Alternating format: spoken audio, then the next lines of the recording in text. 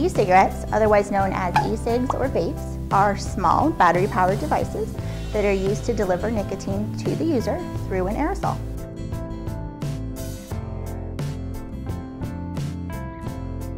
You just hear it everywhere, I feel like, that it's pretty harmless. And it's like, I've heard that it's a substitute for cigarettes.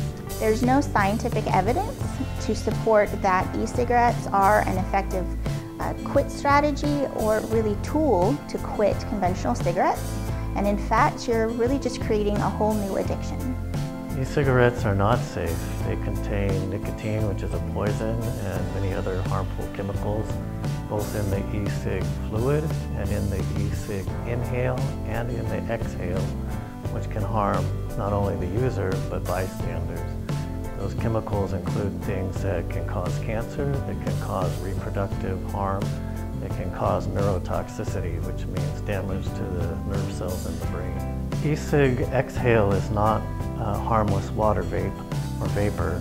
It's actually these very, very fine particles that can get inhaled into the deepest part of your lungs and cause damage, and often carry with them a nasty chemical. You know, a benzene or a toluene, which cause neurotoxicity, decreased performance, decreased learning, or suppress your bone marrow, which you need to make red blood cells, which you need to get oxygen to your brain. E-cigarettes aren't regulated in any way. There are no standards that they have to be held to. There's no one that they're reporting to or accountable to about what is exactly are inside of these. They don't have the list of ingredients on them. There's no regulations of what you can put in them, so they can basically put anything in them. Nicotine is dissolved in the liquid, and the liquid that carries the nicotine is the propylene glycol or some other variants, and propylene glycol has been shown to be, even in very short-term use, an irritant to the lungs and respiratory system. So it's also been shown to induce asthma in kids.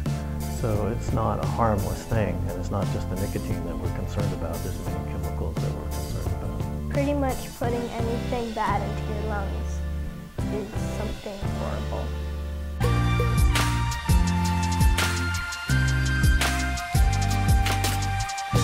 They market to us because we're an easier audience to sway, to manipulate, to make, so they can just say, hey, this is cool, so why don't you try it out? And you know, our brain hasn't fully developed, we don't know any better. The human brain doesn't get fully developed till about 25 years old on average. And so during that critical window of the teenage years, a lot of things are developing and changing, and so unfortunately folks are more susceptible to harmful effects of chemicals and to addiction capacity of various chemicals, including nicotine. They're being made to look like everyday objects, and they can be really difficult to identify. They can be made to look like ballpoint pens, USB thumb drives, even asthma inhalers. E-cigarettes take a lot of time to make the e-cigarettes look fancy, like put Hello Kitty on them or Angry Birds. Pink, green, you can choose on your favorite color. So I feel like people feel like they can personify it so that it reflects their own personality.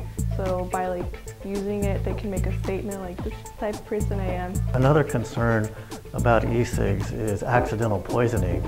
They come in little fluid bottles that often have fruity flavors and flavors that can be attractive to children, like bubble gum and gummy bear and cotton candy and so on. And they smell sweet often, and so these refillable liquid containers are often, unfortunately, swallowed by both adults and kids, not realizing that they've got harmful levels of nicotine, even life-threatening levels. From 2012 to 2014, California has seen a 10-fold increase, 1,000% increase in reported poisonings by e-cigarette liquids. The amount of nicotine in some of these refill liquids is more than enough to kill an adult, much less a little toddler. You can go into grocery stores, convenience stores, and they're out on counters, easy to grab or even easy to mix up with things like gum or candy. The fact that they're prettier and they're not as dull, it probably makes it seem more harmless because it seems cute or attractive in a way, so it seems more like it won't hurt them as much, or it looks like that. Like, it makes it look so much more fun to start smoking. Among high school students nationally, for the first time in 2014, e-cigs have become the most popular tobacco product, more so than snuff, chew, cigarettes, cigars, hookahs, pipes.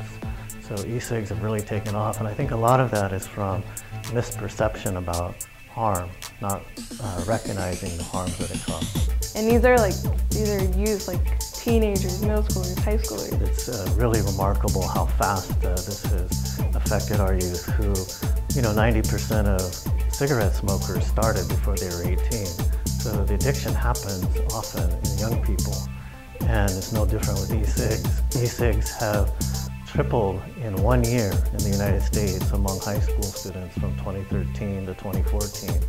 And in California, we've seen the same kind of rapid increase in both high school and middle school students, many of whom are even preteen. So it's kind of scary to think that they literally just begin their life, 14-year-olds, 18-year-olds, and they're already putting substances in their body that can potentially shorten their lives. From 2012 to 2014, big tobacco companies have bought up most of the e-cigarette manufacturers, with a couple of exceptions. And I think it's important for folks to ask themselves, why would big tobacco buy up the e-cig companies? Basically, e-cigs are electronic nicotine delivery devices. They deliver nicotine, which is a poison, which causes harm, not only addiction, but heart attack, stroke, reproductive toxicity, crosses the placenta to a baby that's unborn and damages their lungs, brain, and so on. They make children addicted to it, so they're addicted for life, which causes more money for the manufacturers. And that makes me really mad.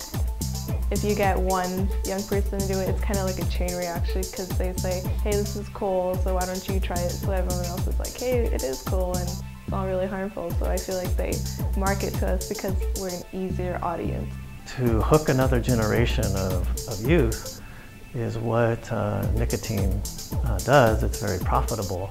So it's not a surprise that the big tobacco companies are buying up the e-cig manufacturers. And if it really was harmless, do you trust big tobacco to look out for your health?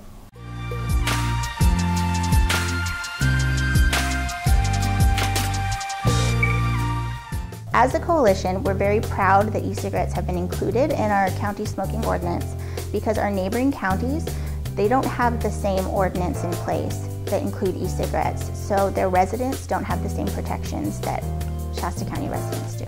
It's good to know that you have some people that are on your side, and that they can, if you ever consider it, talk to them, and they'll try to, no, it's so bad for you. They'll try to convince you not to start, and so it's good to have some people on your side.